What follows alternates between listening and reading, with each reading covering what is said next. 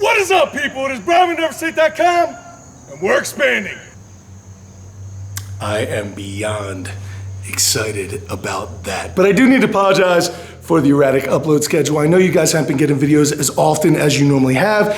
Two things have been going on. Number one, as you can tell, I am still sick. It will not go away. There's nothing I can do about it. It just needs to run its course, so that is pretty much going on there. And then number two, when I normally record, right now there's a bunch of saws and hammering going on, which, believe it or not, you wouldn't think so, but it does not make for the best audio, so that is why things have been a little bit more sporadic, but we're trying to work around it. People, please be patient with me.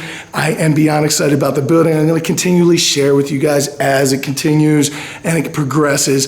It should be really, really cool. Another cool thing going on, we will be releasing new t-shirts either by the end of this month or early next month, and they are gonna be really, really cool. I am super, super excited about them, but I did wanna lay down a contest. I kinda stole this from Alan Thrall, who I'm pretty sure stole it from someone else, and whoever he stole it from, they probably stole that from someone else too. But I wanna hold a contest. So I was thinking to myself the other day, I said, Self, I think you might need a new logo. Now don't get me wrong, I absolutely love our Never Say It. Thanks, right there. I love that thing. But my brain is very small and I'm not that creative, but I know a lot of you out there are. If you guys do have a graphics design background, whether it be your job or a passion of yours or whatever it may be, I am looking for a new Never Say It Athletics logo to put on a t-shirt. I am also looking for a symbol, a little like 3x3 kind of size, because fall time's coming up and we will be releasing a hoodie with a zipper, and I need something to go over here because Never Say It Athletics can't go across a zipper the way it currently stands. And plus we could use a fresh new look. So for all you who are friends of the channel, you've read my content, you understand what we're all about, use your imagination. Anything that you want to do as far as a logo, you can submit to me at neversate@gmail.com. And if we end up choosing your design, then do not worry, you're obviously gonna get a free t-shirt, but we're also gonna put together a gift bag that has a bunch of lifting equipment in it, as well as possibly a gift card and a 12-week personalized training program that I will personalize for you so you can reach your lifting goals. You help me out, I help you out. Let's have a contest. Yeah, contests are cool. I always lose. And now on to the point of the video. So I've been lifting for 23 years where I haven't really taken any substantial time off. I broke my back twice. I destroyed my knee. My leg was in a cast for 9 months. I still made it to the gym. I still worked around it. That's just kind of guy I am. So there have been a lot of workouts. I mean a lot of workouts in 23 years. Yet some have been so horrid that they stand out. And by stand out, I mean I'd rather tie myself to a rock and throw myself in a lake than do it again. And I think that's a very, very important part of your training, because they're not for everyday use, they're not for weekly use, they may not even be for monthly use. These are gut checks. They're a line in the sand where you stand up and you say, this is what I'm made of. Either I'm going to make it, it's going to break me, or I'm gonna break it. But either way, at the end of the day, this is getting done. If you guys are not a little bit nervous before your workout sometimes, or maybe even kept you up at night a little bit with worry because you knew the pain that was about to come, if that doesn't happen from time to time, then you're probably not training nearly hard enough to get where you want to go. Sound like the Godfather. Now my plan is to make this a series where this is number 1 and then there'll be 2, 3, 4, 5, 6. So if you guys do like it, make sure you hit the like button. Tell me down below. If you don't like it, you can go wrestle some sharks. That said, I'm not telling anyone else that they should do these. But the first one in this series is super, super basic. All that you're gonna need is something to carry, a stopwatch, and the earth. And I've done this workout with many, many different implements. I have used a yoke. I have used an SSB bar just across my back. I've done a chain yoke with the SSB bar where I suspended chains. If you don't know what I'm talking about, go watch my yoke video because it's explained there. I have used Atlas stones. I have used Husfeld stones. If you do not know about Husfeld stones, you should probably keep it that way because they are not much fun whatsoever. I've used a keg, I've used a sandbag, I've used farmer's handles. If you do not have access to farmer's handles, grab dumbbells from your gym. If you do not have a gym, grab some buckets of water, grab something heavy, grab anything, grab a big rock, grab your sister, grab a dead cat, grab whatever is of pretty substantial weight. Here is the rule of thumb. If you're using something that can be racked on your body, like a yoke or an SSB bar, then you want to be using something around the 65 to 75% of your 1 rep maximum for this challenge. If you have to hold it either in your arms in a crush position or down below like a farmer's handle, then I want you to shoot for something around your body weight at least. It pains me to tell you guys to scale this because this workout has such a special place in my heart, but you guys do whatever you gotta do. If you guys are gonna front carry something, you cannot shoulder it. If you guys only wanna use something that weighs your body weight, then feel free to do that. But it is called workouts that almost killed me, not workouts that were tough, right? So you do whatever you think is right, man, but you'd be better off going a little bit heavier than your body weight. So that covers the thing that you're gonna carry. Now you need a stopwatch. If you have a phone, you have a stopwatch. I know if you're watching this, you have a phone, which means you have a stopwatch. Pow! Done.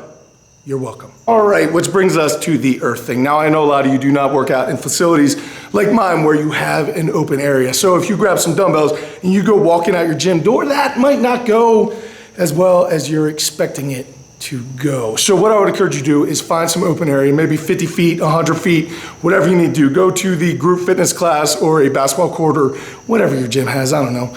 But find an area. And then if you're going to do this, you can count the number of passes that you make because this is going to be a timed event. So now all that you're gonna do is pick up the thing that you're gonna carry, start the stopwatch, and go as far away from that starting line as you possibly can in 10 minutes. You can drop that thing as many times as you need to. You can put it down, you can do whatever, but the entire point is to get as far away from point A as possible in 10 minutes. Once that 10 minutes expires, you get 5 minutes of rest. I'm so kind. But once that 5 minutes is up, you gotta bring it back home. And the point is to try to get it back home in less time than it took you to get it out there. Now I will tell you this, if you're planning on doing some sort of farmer's walk, whether it be with dumbbells, farmer's handle implements, a trap bar, a frame, whatever the case may be, if you're holding something in your hands, what I want you to do is put on straps. Don't use them on the first 10 minutes out. Just walk. Get as far as you possibly can. If you start getting to the point where you're dropping the implement every 5 or 10 feet, then go ahead, start using the straps. But the point is to get out as far as possible in that 10 minutes, then take your 5 minutes rest. On the way back, once your hands start failing, have the straps because it is no fun to have a 400-pound frame a mile away from your house and your grip is shot. I have hair in my mouth. Come on, hair. At that point, it's completely okay to use your straps. Now, I do workouts like this more often than you would believe, mainly because I have some amazing training partners who every single time that I feel like dogging it, they jump on me or someone's throwing out a challenge or somebody's doing something. You guys see us doing stuff all the time. So these types of things happen pretty regularly. However, before my birthday, the day before I turn the next year, I always do one of these gut checks. And the reason why is because as I become an older man, I know maybe I'm not as fast as I used to be. Maybe I'm not even as strong as I used to be. Maybe I'm not even as mentally tough as I used to be. But maybe I am. And the only way I'm gonna find out is if I test it. So this is just a way for me to be like, do you have any fight left in you? How are you gonna end this year and start the next year? And typically that ends and starts with a lot of vomit. Happy birthday to me. Now, one of the worst times that I've ever had doing one of these challenges was on the eve of my 36th birthday. So it was the last day in this world of me being a 35-year-old. And I had a 300-pound keg carry coming up in a competition, and I had only carried a 300-pound keg about 50 feet prior to this, and that made me feel like I was gonna die. So I was pretty intimidated by the 300-pound keg. However, I figured that one way to get unintimidated by something is to get extremely intimate and close with it. So I picked up a 300-pound keg and I did this challenge. It almost killed me. There have been only a couple times since the beginning of this gym where I was completely incapacitated, and this was one of those times.